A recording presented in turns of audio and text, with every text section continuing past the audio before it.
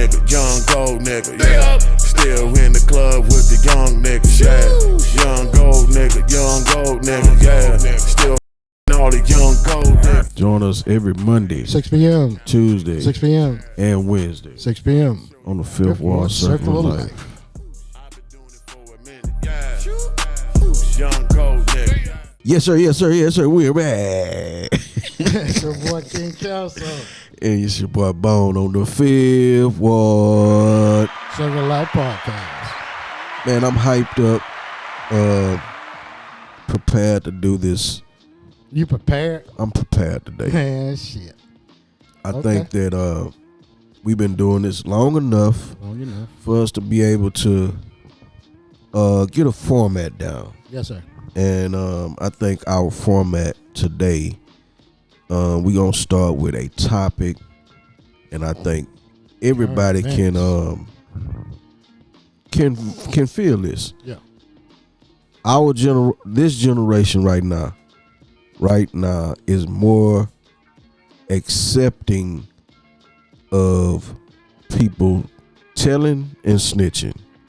So I think the conversation that we're going to have today is going to be based on telling and snitching. Telling and snitching. Okay. And what's the difference between the two? I think from my generation, we all come from a certain clout. Right. Men do certain things and men don't do certain things. Like I'm from the era of when not having 2 earrings and being a man all the way around the board. So wait a minute. So hold on. So if I got 2 earrings, that makes me what? It's just not like in my generation. Okay. I'm not saying it's not nothing cool about it. I'm just saying for my era, we were one earring. Right. And which ear are you going to put it in? Left or the right? Left. So, it was all them principles that was kind of instilled in me a long time ago. Right. Another principle was a street code of you don't see nothing, you don't know nothing. Right. And you don't tell shit. You don't talk to police. We don't talk to police.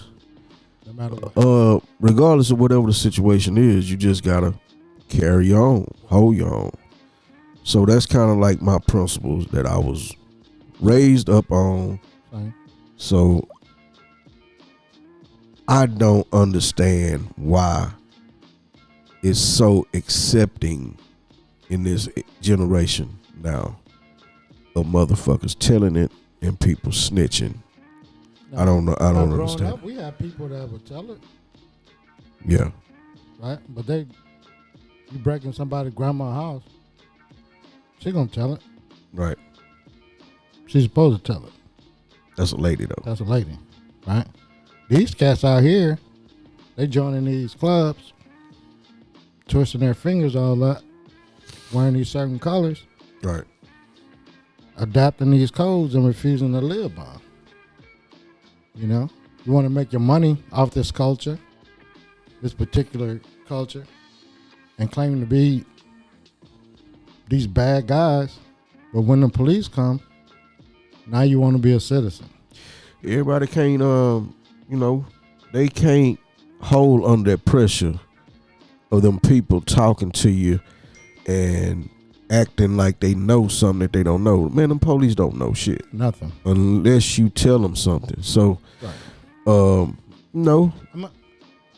I think I've been thinking like this. When you have a lot of people and you have a crew, you have a little team, 10, 12, 20 people, I guarantee you, out of that group of people, right, somebody in that group is a snitch. You might have multiple somebodies. Right. But that's I do my dirt by myself. Right. Yeah. Because I learned the hard way of having a team. Right. Looking out for each other, and somebody in the crew don't want to look out for you Right. when there's pressure on them. So, do your dirt by your lawn. Yeah, but let's get back to what police do and do not know. Right. All right, so when I got out, I was military police too. All right. So when I got out the Navy, I started working at the fire marshal's office. So that was more like a detective job. So I did interviews and interrogations and shit like that. But I wasn't really detailed on the fire aspect of it. You know what I mean? Like, it was different groups of people. It was the technical fire guys that could articulate the fire spread and know all the scientific definitions. And there's more people like myself that was familiar with that, but was good at the police type shit. Right? So what their thing was, well, you have to know how the fire started if you're going to ever prosecute the case. Which is true. But the thing is, I got the motherfuckers who started the fire to tell me how the fire started. Agua frescas. Right. What does agua fresca mean? What Fresh does it water? Fresh water. Yeah. So look, me motherfucking go in there, and I'm talking to the motherfucker, and it's like the most simple of processes. But you got motherfuckers that don't want to see no parts of jail, but they still want to get away with, with what they did. Right. So you want to play on that. I'm not going to take you to jail today. And I'm not. You get to go home today. So that brings them ease. Because everybody want to go home. Right? This is on a much smaller scale. But once I convince you that I'm the key to you going home, it may take 20 minutes, 2 hours, whatever. But once I convince you that I'm the key to you getting out of this motherfucker, 9 times out of 10, you're going to tell me what it is I need to know. Because as long as you have an attachment, to me, that's a weakness. Right? And I'm going to exploit that weakness. It's no different than if I was out on the streets and I saw you and I are competition. I'm not going to fuck with your wife and kids and all that. But if I see there's something weak in your business process, I'm going to exploit it. Right? If your delivery guys are sloppy or, your house ain't secure, I'm going to come get you. Whatever your weak point is, I'm going to attack you, right? That's streets. I apply the same thing in that interview interrogation room. Whatever I fucking deem as your weakness, I'm going to exploit it. Right? And 9 times out of 10, you're going to give me what I need to know. And the only motherfuckers that I've experienced that did do no negotiation but still told me what I needed to do was dudes that had already been locked up. So you used to be the snitch searcher. Oh, yeah. Not even a searcher. Because the thing is, the guys that didn't talk to me, I loved them. The guys I really put the screws to and they ain't break, I never told them that. But I walked away like, okay, that motherfucker solid. Now, most of the time I still was able to lock them up, but I had to work for it. And I didn't mind working. But a lot of my job was easy. Because everybody want to talk. And guilt is a motherfucker. Guilt is a motherfucker. Man, I've been so dirty. I done pulled the Bible out. I done pulled the Quran out. I done quoted scriptures. I didn't even know what they meant. Right?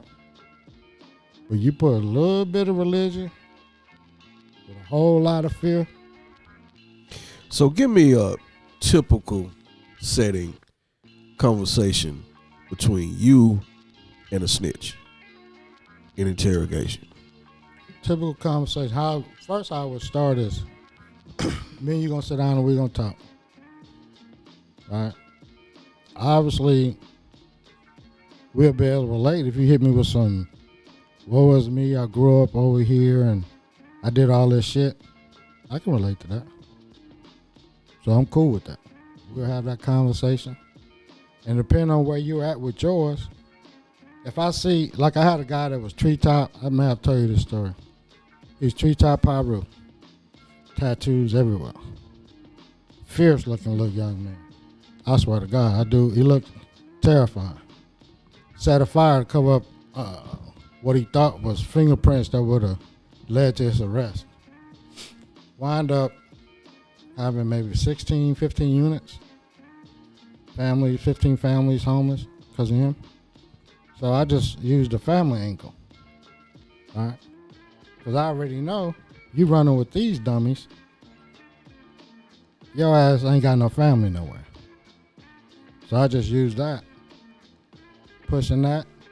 I just found a weak point. And if I see you ain't got no family, I'm like, well, what?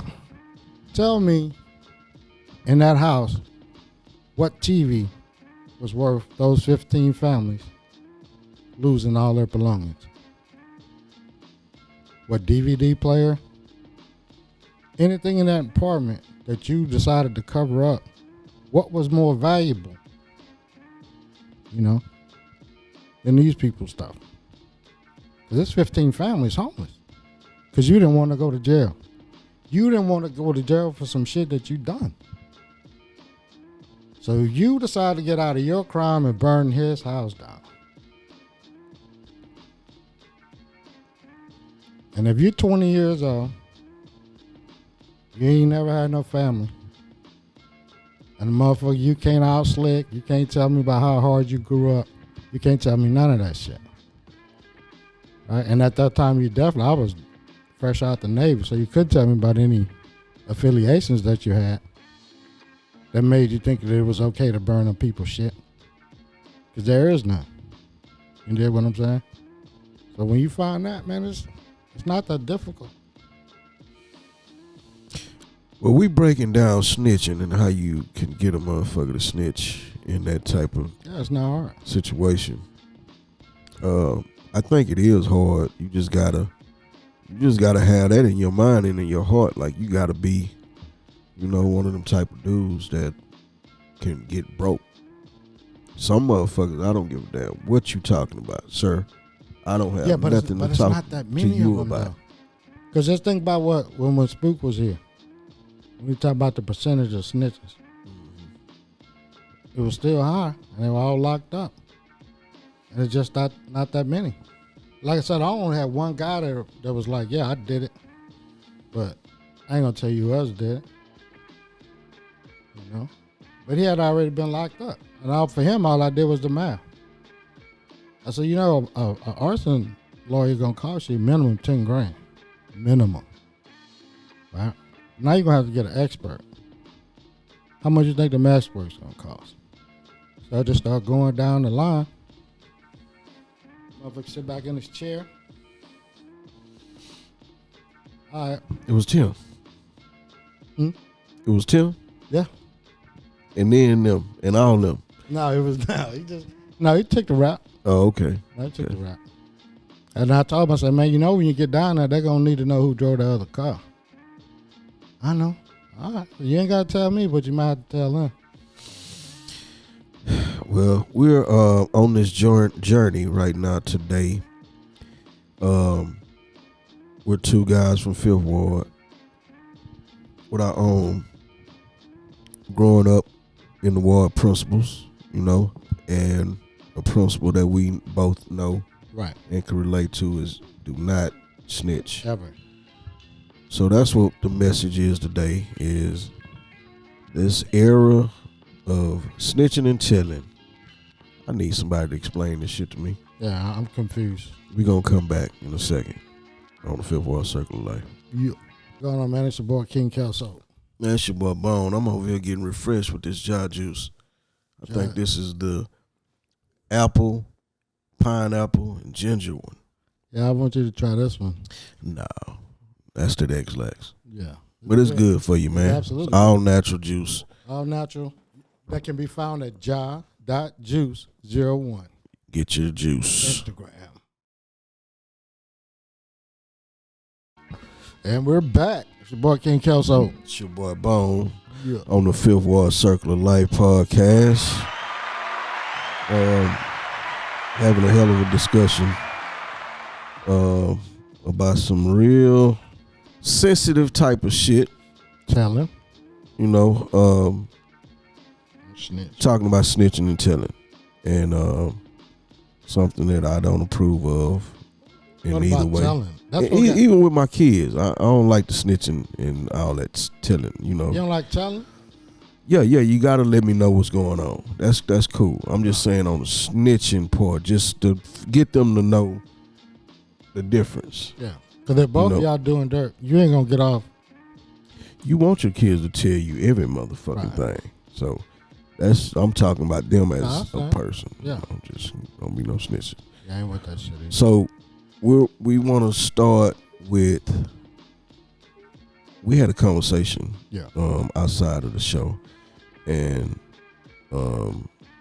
one name came to mind when we was talking about this topic, and we was talking about the King Rat. Yeah.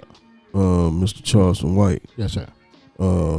We know that that's a character that he's portraying on social media and in front of the cameras and all that. I understand that. I feel that. I understand that you get your bread from being this particular character. You get your exposure and your attention from doing random clickbait type of shit and conversations. I understand all that. Get all the attention. But the part that just throws me all the way off is he bullies or he had these conversations about a lot of real street dudes, a lot of gorillas in different cities and different markets. And I don't think that that's the type of attention that anybody should want. Anybody should even want. Right. And I've seen this before. I've seen other people do similar shit, same type of thing, clickbait, talking shit about everybody, but they go to war with these people and it'd be a whole thing. But outside of the character, he's a real smart dude. He's a very intelligent dude, you know? Right. He do a lot of shit for the kids, community, all that. It's just the brick wall that he's I think running into. Yeah, I think even what you were saying with the stuff that he's done and continues to do with the kids is damaged. Anytime you go on and you have this rant, about a particular individual, about a whole city, and pulling out your weapons and making all these threats, those same kids that you're trying to reach and teach, they're going to see that. There's no kids that he's talking to that don't know how to work YouTube. And I see him in classrooms talking to kids and all that right now after he did all this ranting and raving and shit. All that is real. But how many more school districts or how many more incidents do you think a school district or any community group would be willing to look past? Yeah.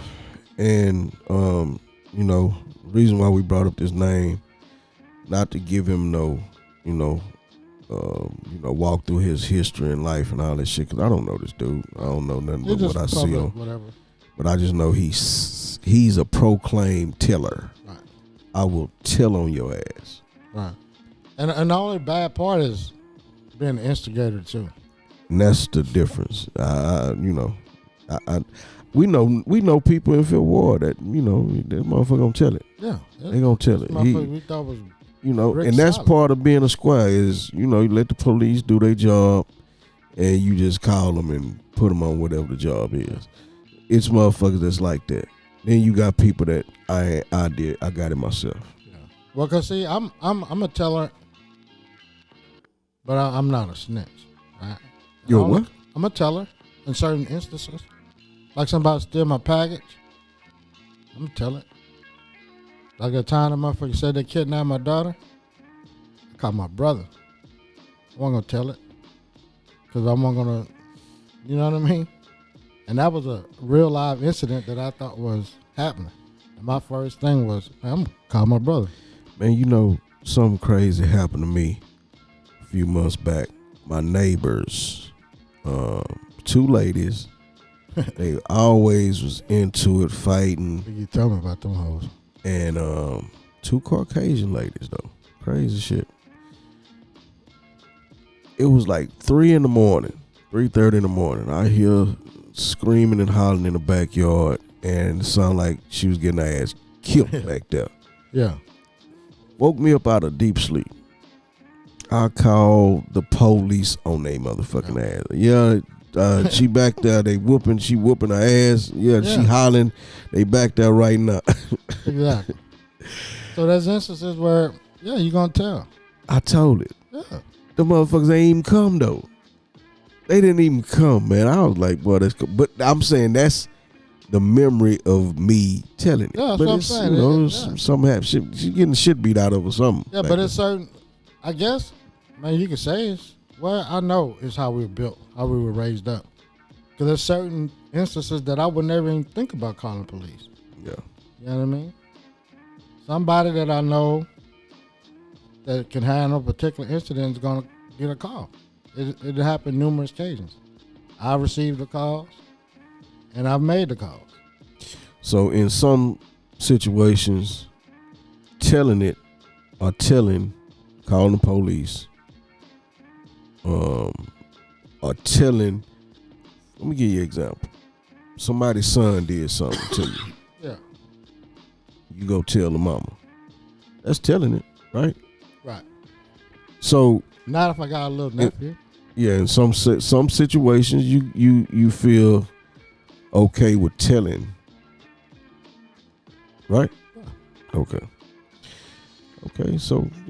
Telling is not as bad as because I doing the YSL. What's his name? Woody?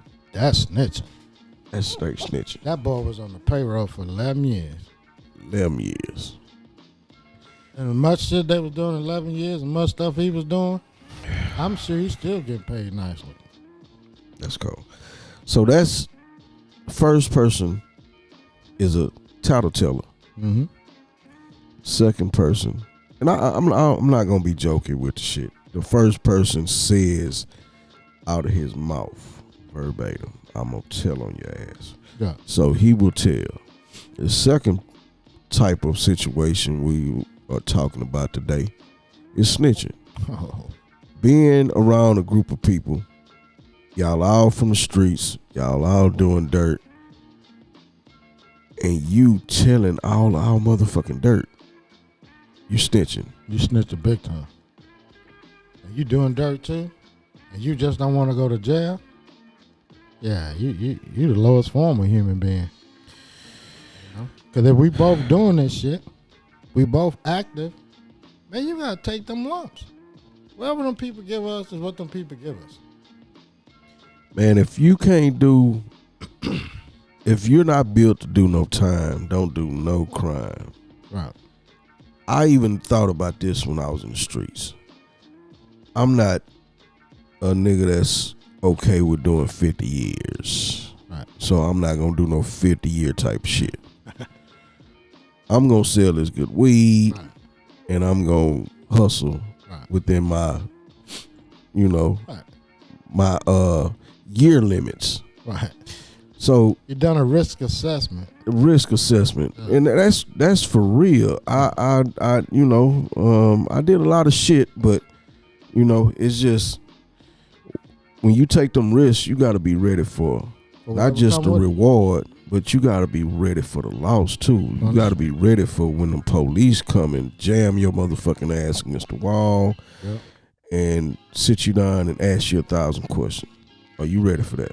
If you're not ready for this type of shit, sit your little ass down somewhere. Man, when I'm talking about ready, I'm talking about you better have money.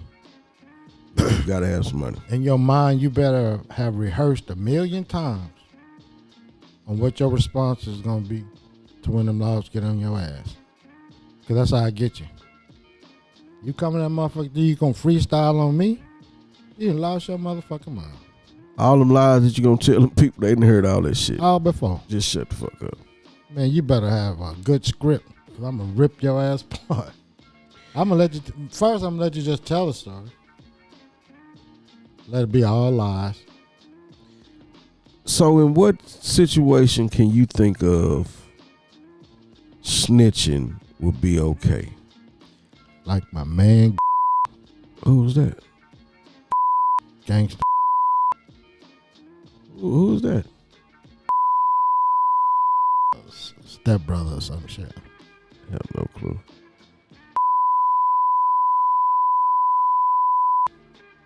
Okay, Tim. Talk to me. You. That's a dude. That's a.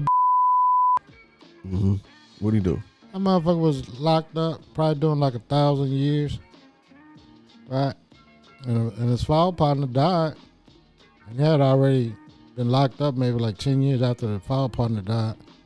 He was still facing like 40, 50 more years, you know? And I'm looking at it from the police side. Like you said earlier, police are not that smart. And closing cases are a top priority, especially those cases are federal cases, right? That motherfucker did a lot of killing.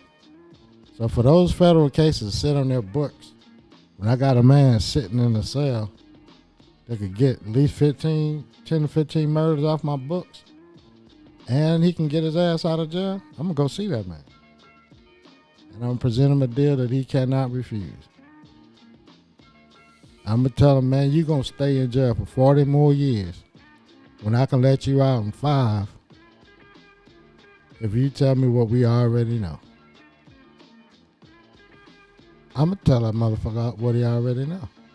Because there's no consequence. I done a lot of time. I ain't talking about 5 years in and now I'm snitching.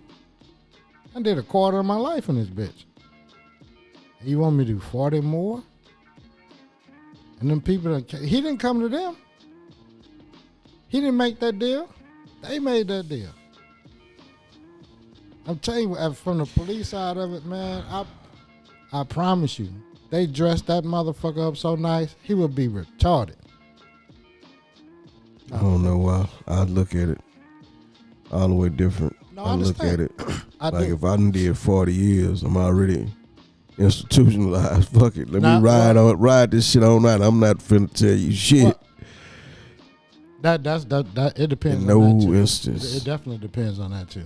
Yeah. Because after 40 years, I'm probably home now. Fuck that. Suck my, you know what I'm saying? Yeah. But based on where my mind is right now, yeah, I'm gonna drink this Minute Maid Agua Frescas, the mango. this one I'm gonna have. Hey, Pretty when I've been there refreshing. talking to the detectives, I said, I ain't telling you shit till you give me some Aguas fresh. God damn, that's all it's gonna You give me take. some of that fresh water, motherfucking some good weed, I'm telling you everything. God damn. But you're a police, ex-police, whatever. You know, I know you don't. So, well, that's my whole point, and that's what people need to understand.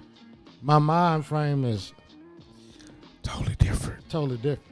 Now, I could tell you, like I told you earlier, Crazy Kelly, man, that nigga still be locked up. You know what I mean? Because I did what I did. You know? Because I know if I got 50 years, I probably did 50 years worth of shit, and I need to be in there. So, that's different. But this Kelly right here, Don't tell it. tell it. Now, I ain't gonna tell shit now. 911. Now, I get jammed up now because I already know the police. Hey man, if you ever ride with me and you got some green on you, I got some green on me. You going to jail. Oh man, yeah, we gonna ride in 2 separate cars, but we gonna be back in a second on Fifth Ward Circle. Like man, god damn, Kelly, straight to the god poke. damn. Man. Next time on the Fifth Ward Circle of Life, man, did I tell you about the situation with my daughter? I was coming out of a restaurant, and my daughter's mom called me and said, "Have you heard what happened to Jessica?" Which is my daughter. Mm-hmm. I was like, "Nah, what happened to her?" She said somebody tried to kidnap her.